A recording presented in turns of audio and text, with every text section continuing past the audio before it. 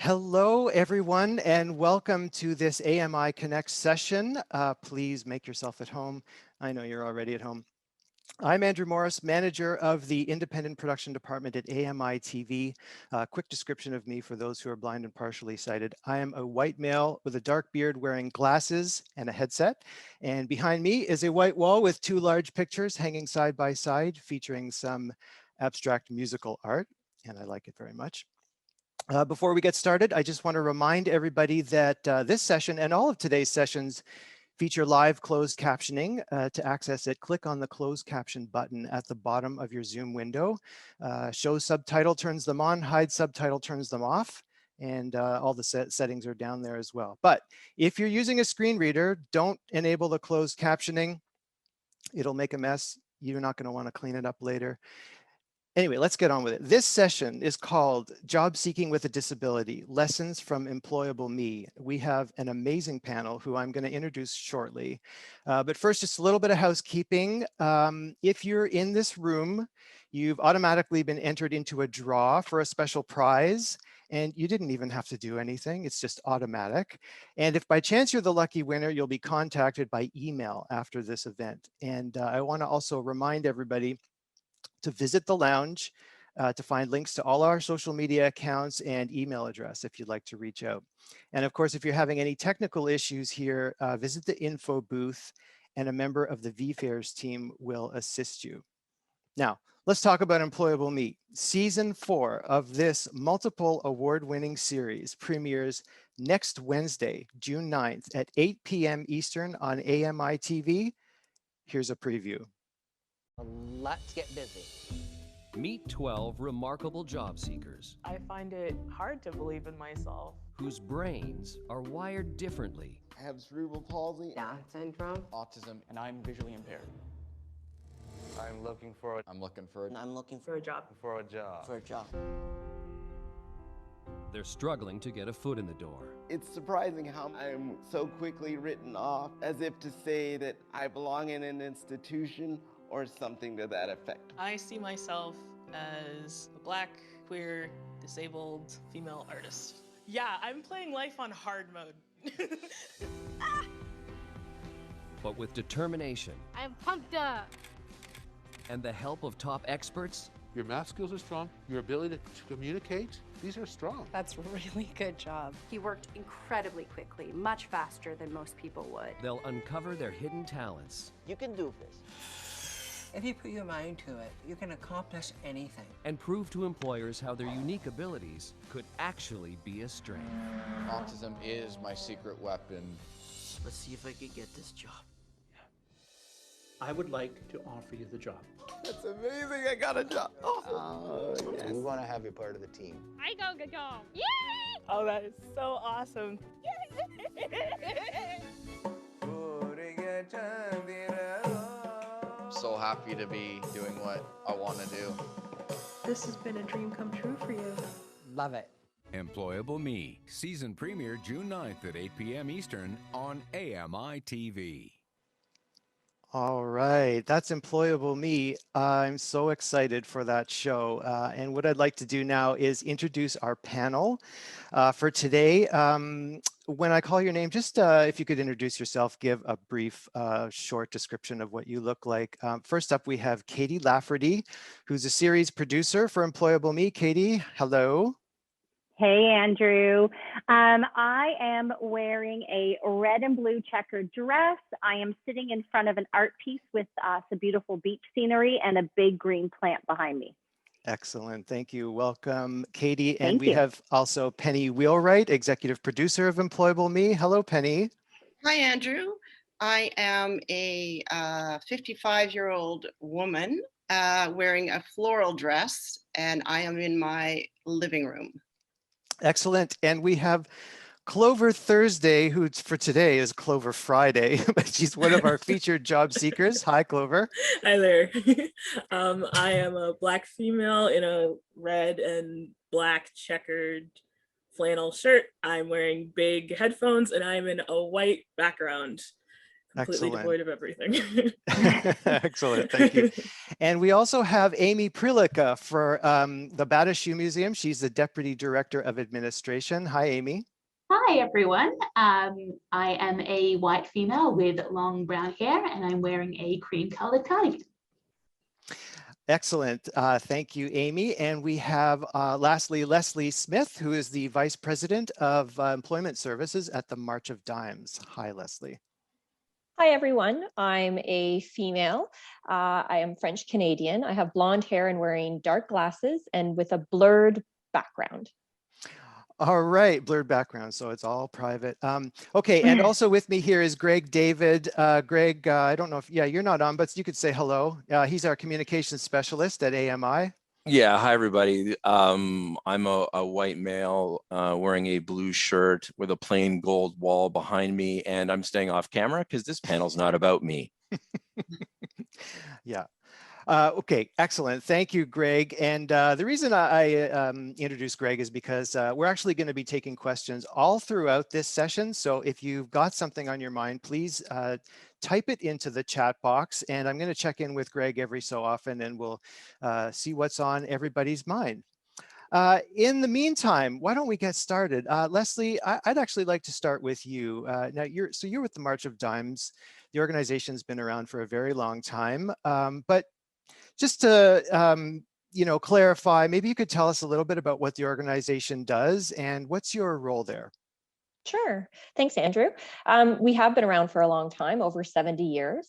The organization is focused on creating a society inclusive of people with disabilities and really maximizing and empowering and engaging people with disabilities in communities across the country. So we are a national organization, and that's really our goal and purpose. My role is I'm Vice President of Employment Services, where we support individuals with disabilities and barriers in achieving their employment goal. Excellent. Wow. Thank you. Now, I think an ongoing theme for this discussion is going to be the pandemic, because of course, I'd like to talk about, how the pandemic has impacted people with disabilities in terms of their job search, and also the shooting of the show. The show started shooting just as the pandemic was starting. So, Leslie, I guess my first question is, how has the pandemic impacted like job seekers with disabilities just in general that you've found? Yeah, I think it's had a high impact on people with disabilities. What we've seen across the country with provinces shutting down and employers really stopping all hiring and seeing a lot of individuals currently with employment now out of employment, given the fact that businesses have closed and only essential services have been running, has been very challenging. I think in some areas we've seen a silver lining where there have been opportunities now for work at home or across the nation, no longer regionally or geographically bound by opportunities that are there. But in majority, it's been a very challenging time. I think that, as the economy starts to reopen, it's really going to be an opportunity for employers to focus on an inclusive workforce and opportunities between creating new opportunities, new types of jobs, and what we can search. But it's been one of high challenge. And I think for some of our clients who have continued to work through the pandemic, there's also been an increase related to stress and anxiety and worry of continuing to go to work related to the virus and COVID and the additional health measures that are there. So there's multiple layers, I think, that have played a role through this pandemic. And it's, I'm not sure how long we'll recuperate, and it will take some time. But hopefully we'll see, opportunities present themselves. Yeah, it's really interesting. I actually, Clover, I want to come over to you now. And just for clarity, Clover was in the show, which you're going to see, I'm sure, next week and the week after. So we're not actually going to talk about the results of anything that happened to you in here, so we don't spoil the show for everybody. Yeah, but I want to talk about, how you can relate to, your job search. And maybe before you were on the show, what was it like? Just tell me your experience in general. Yeah, so as mentioned, it was a really weird time to be looking for a job. I found like the job searching experience sort of before being on the show and having that opportunity was kind of stilted. Like I found myself really looking for those opportunities that kind of showed up, not really. And then just getting kind of worried about like, oh, how am I going to get there? Is it going to be, something sustainable? And I felt like that was just sort of compounded with the pandemic. Since I sort of started looking right in the brunt of everything sort of shutting down and opportunities were kind of less available. I specifically really was looking for work in the arts, which is already can be a pretty difficult to get your foothold in. Mm-hmm. So it was a pretty like stressful experience, I think, looking for work, especially within the past year and a half. Yeah, I can imagine. Now you mentioned you were looking for something in the arts. I understand that you are an artist yourself. Yes. Can you maybe just tell us a little? I know it's not the topic here, but I saw your stuff, so I'd like to just know about like what you're doing and do you have like what your challenges with art are and how that plays into your job search. Yeah, so essentially I'm a partially sighted illustrator and designer, which is I find sometimes people think it's a bit counterintuitive, but yeah, so I went to school for illustration. I graduated with that, and I've been sort of working kind of on and off as sort of an illustrator, designer, and freelancer. But I was really, really hoping to be able to find a career in art. So that was sort of where I started from. But yeah, that's sort of what I do, and I find that my sight loss has actually in a way made my design work more streamlined, if that makes sense, because I think the interesting thing about design is that you make it for it to work, and I think it's important for it to work for many different people, and the easier it is for people with disabilities to be able to engage with it, it's going to be easier for everyone. Yeah, for sure.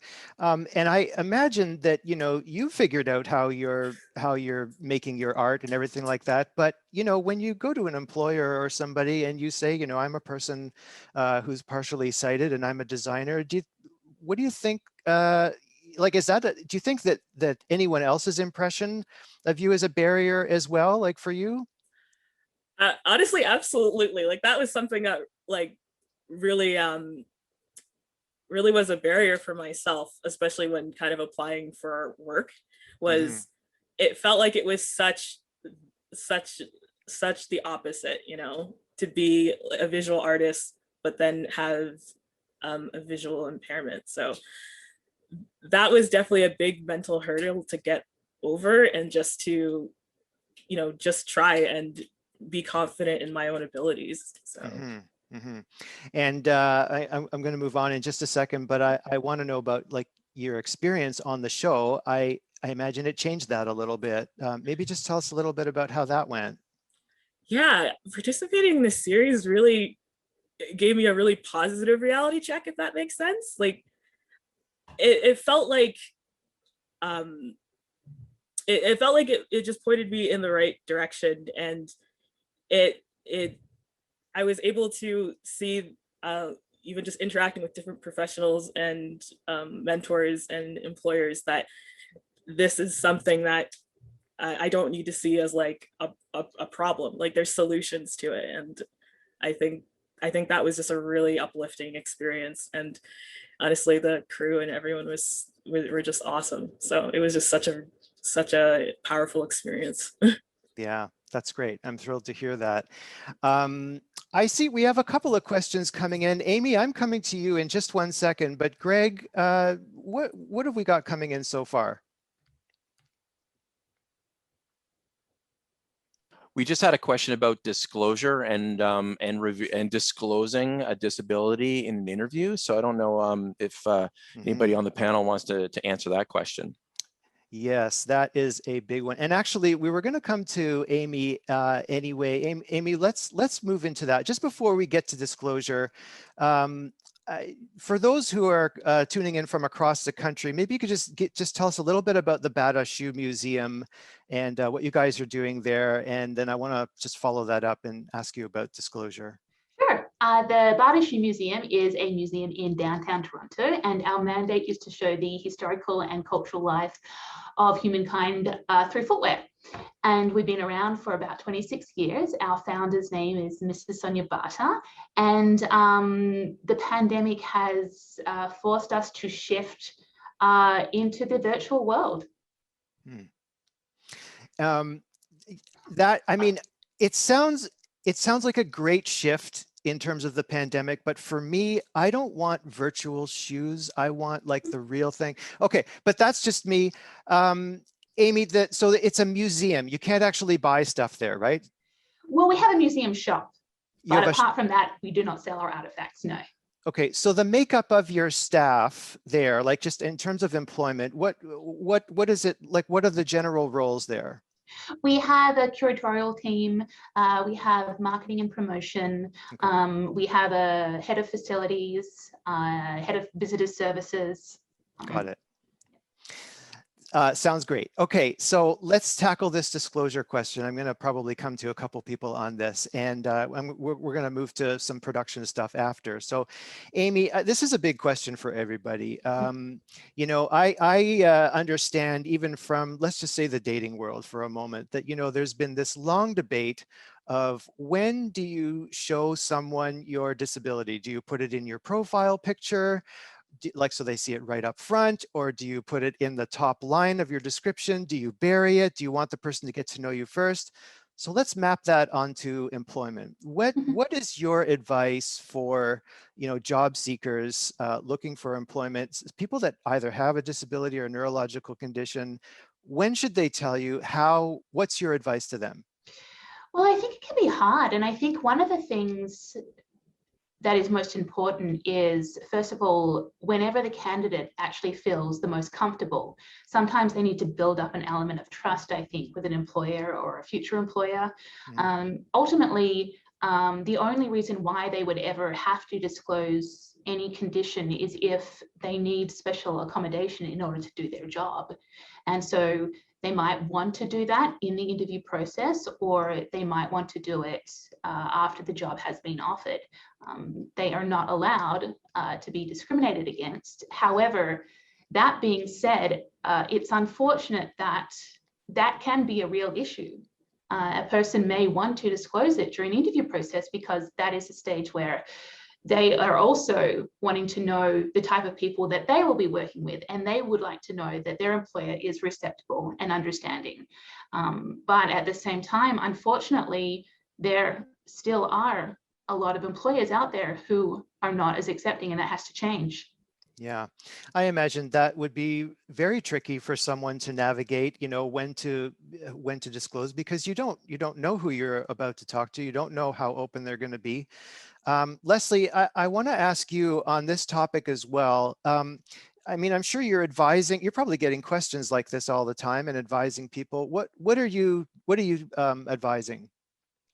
Yeah, I mean, this is a big focus area for us when working with clients. And I think, you know, to add to Amy's comments, this is a topic of comfort with clients or with job seekers. And I think there does have to be a level of trust or comfort.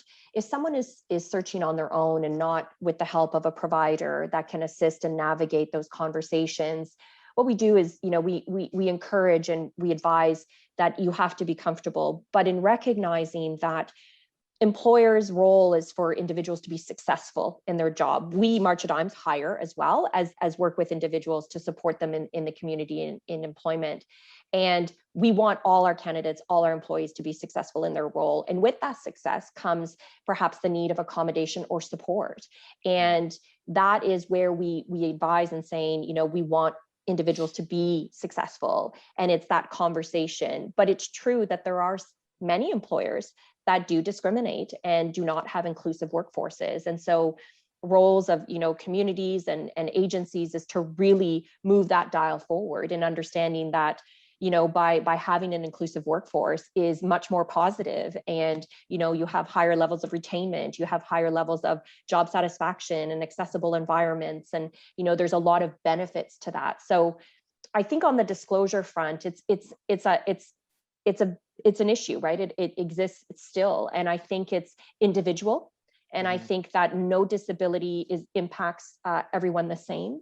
And so it's understanding, having that conversation and that comfort level. And with employment, you can receive the job and then disclose and saying, I now need these accommodations. And that's totally acceptable. And so there are ways to navigate, and that's what we do advise our clients in terms of you can always disclose at any point.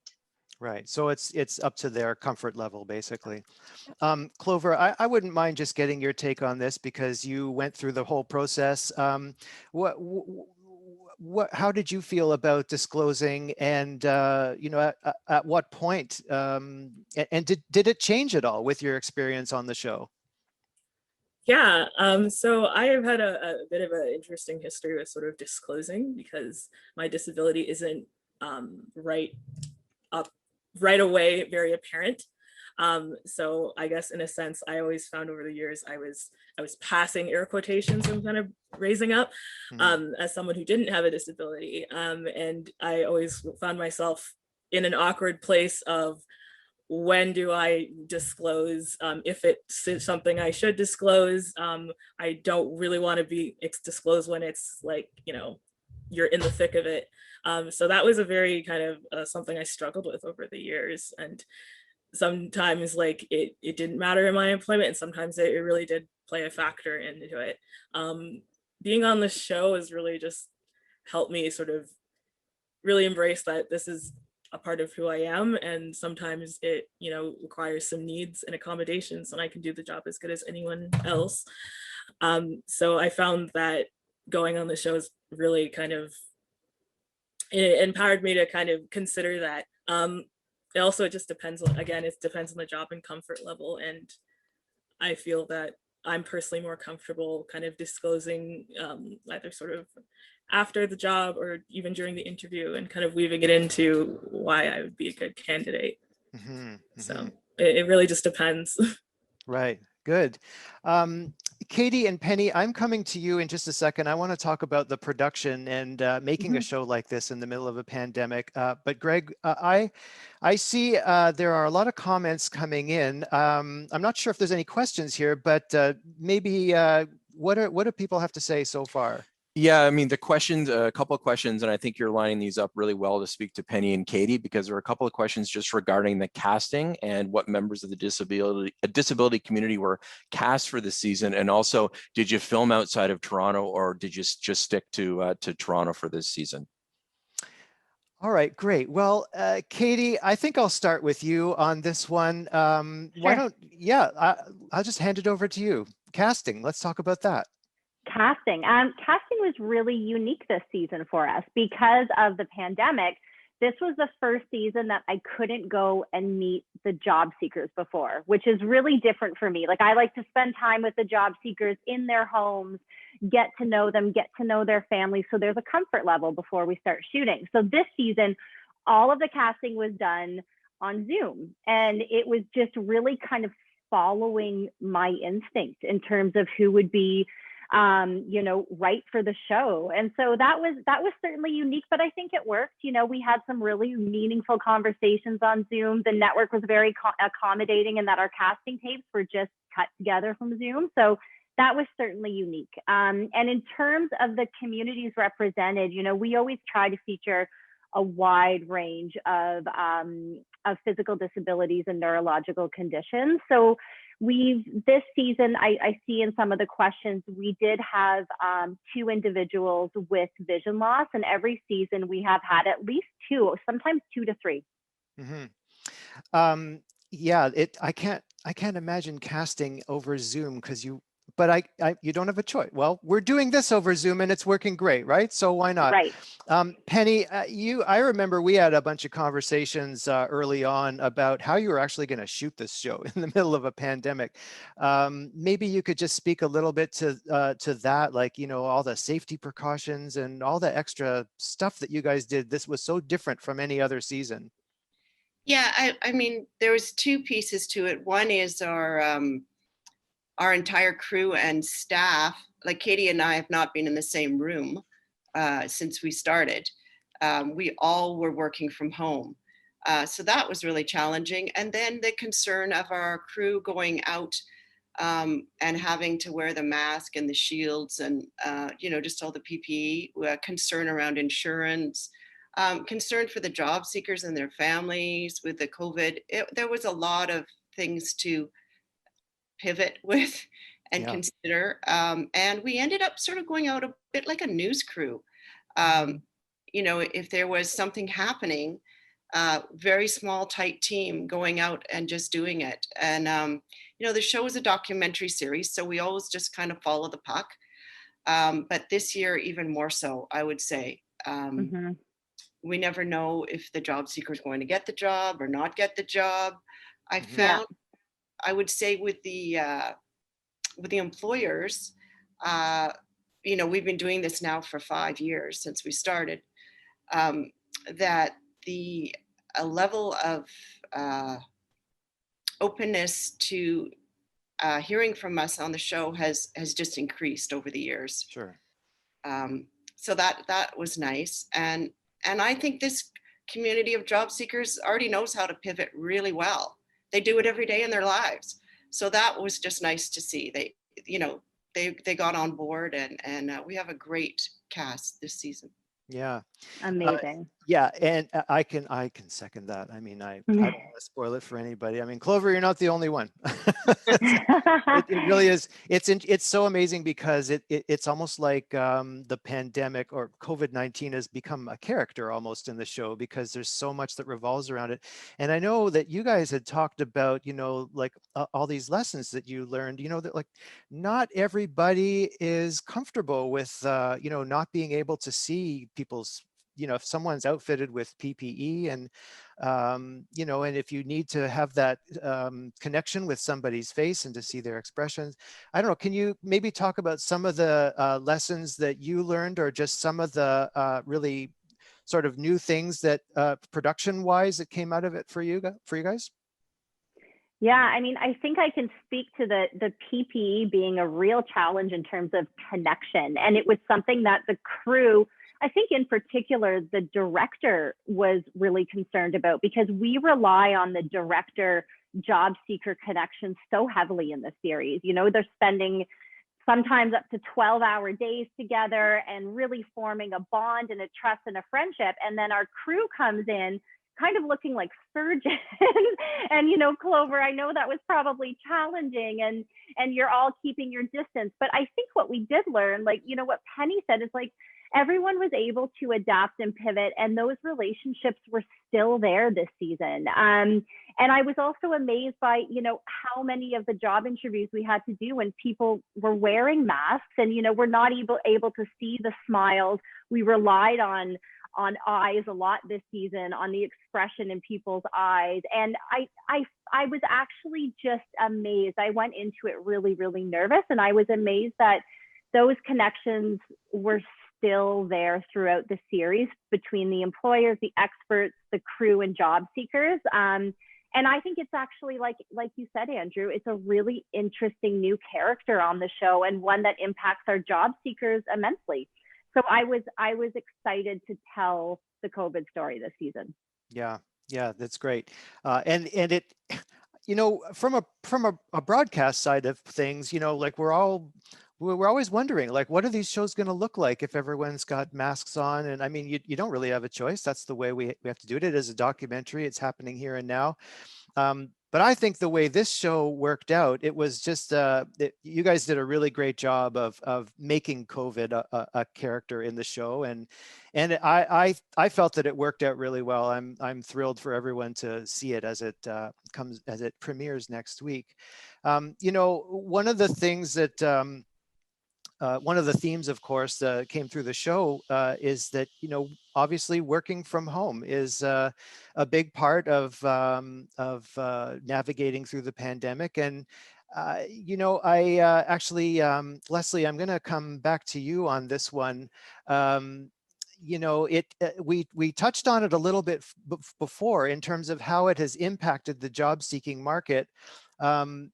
But how, you know, like, what about people that already have jobs? And, you know, the whole working from home idea, has it made things easier? Has it made things harder for people with disabilities?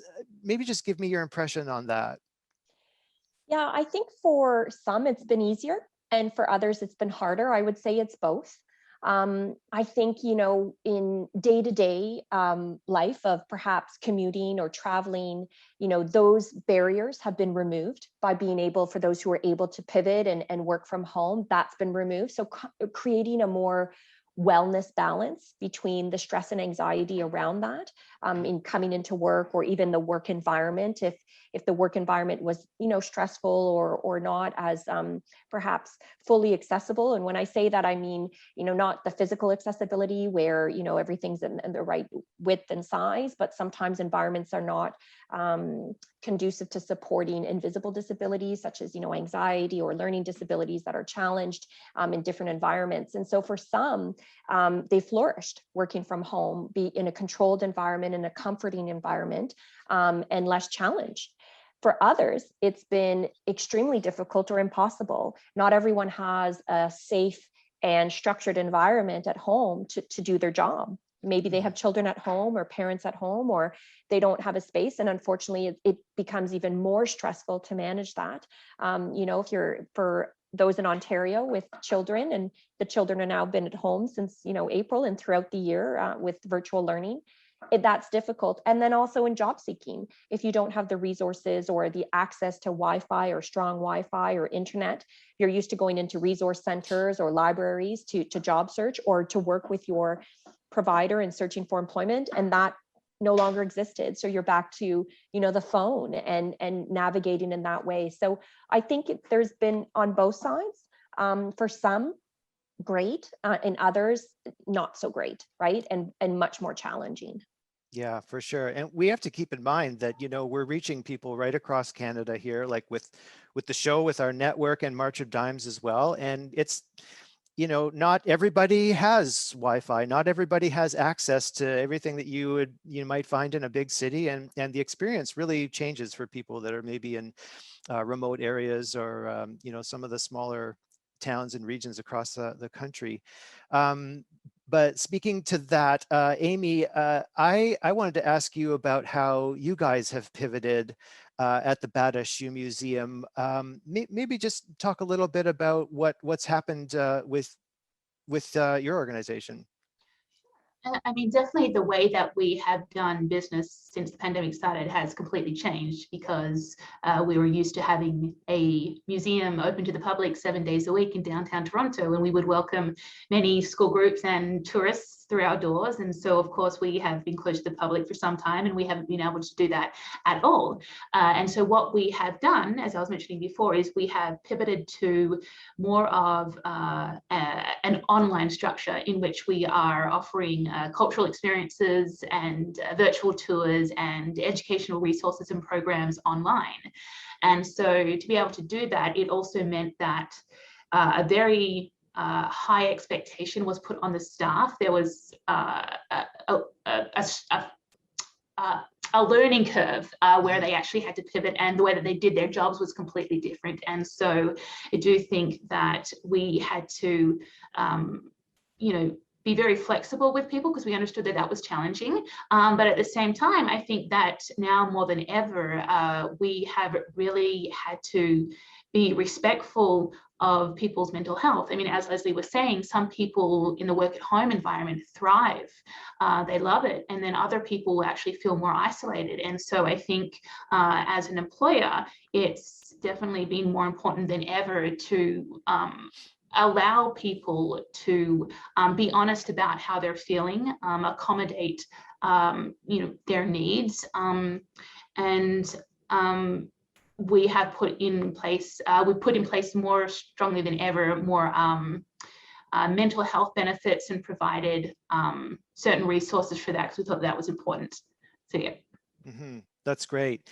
I'm just looking at the clock here, and we're running really low on time. I want to there's so much that people are saying. I'm looking at it on the in the little chat window here. Greg.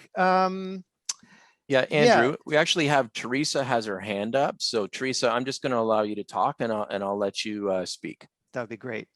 Hello, Teresa. And Teresa, you're muted. There you go. Hello, my name is Teresa.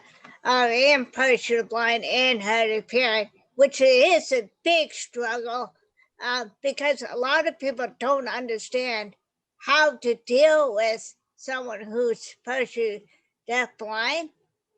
Because I've been at meetings and that, or even over the emails and that, they do the font size. I can't think of the name of the font size that you can't change it. And I always say to them, put it in Arial block because I can see that much better. And the other thing is when we're talking, like this group here right now, I can hear everybody. But if someone's using a cell phone, that is a big struggle for me because I have less hearing, and dealing with two things at once is a struggle, but a lot of people don't get it. And I agree, like I was just putting it in the chat box, that I agree with that one person. I can't think of who it was, but where it's no difference. Basically, the way I'm going to say it, it's no difference if we do it or if the other person does it, because it's no faster. And some people think, oh, yeah, let me do it. No, we should try to work together to learn from each other. I totally agree with that one. Yeah, absolutely. Teresa, those are amazing thoughts. Leslie, I'd like to get you to weigh, Leslie, I'd like to get you to weigh in on this. You know, it sounds like, you know, a lot of what Teresa's going through is just a lack of awareness in the general public. And Teresa, I'm thrilled that you can hear all of us today, so that's great.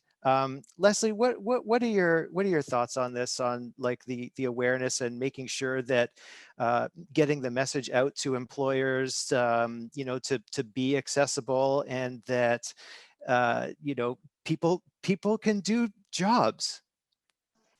Yeah, I thanks Teresa for your comments. I think they're exactly on point with a lot in terms of accessibility comes in many different forms. And as I said earlier, it's not only about the physical access to an office, but font size, or, you know, considering all disabilities when communicating or structuring, you know, work. And I think that with employers, it's a lot about educating. It's a lot about, you know, sharing information and keeping that dialogue going in terms of, you know, providing resources and, you know, support to recognize how to make your environment fully accessible, and recognizing on doing it instead of having to ask. One of the things in terms of, you know, the social model of disability is that employers and environment need to adjust, not the job seeker, not the individual, right? So really working with employers to create that environment for everyone. And in many cases, individuals would be supported without having to disclose, right? So font adjustment and you know, documents and communication processes and introductions during meetings, you know, to descriptive introductions, and those practices make a big difference in environments to support individuals and employers and those employed or job seekers. Yes, absolutely. We could, there's like, the questions are still coming in. I see lots of people, there's a couple with their hands up as well, but we are completely out of time. Breaks my heart to say that, but I want to thank all of you panelists and everyone here who's attending for participating in this event. Really appreciate it and really looking forward to watching the series. To everyone else, all the attendees, I won't like to tell you what's up next. We have Empowerment Through Sport, which is Level Playing Field producer Ted Cooper is going to be chatting with, get this, Greg Westlake, Travis Morau, and Priscilla Gagne.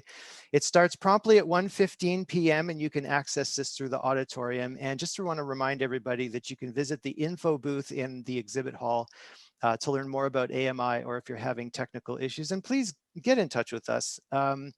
Anyway, that's all for today. Thanks again, everybody, for participating. Be safe and have a great rest of the conference. Thank you, Andrew. Thank you. Thank you. Thank you, Andrew. Thanks, everyone. Bye. Bye. Take care, everyone.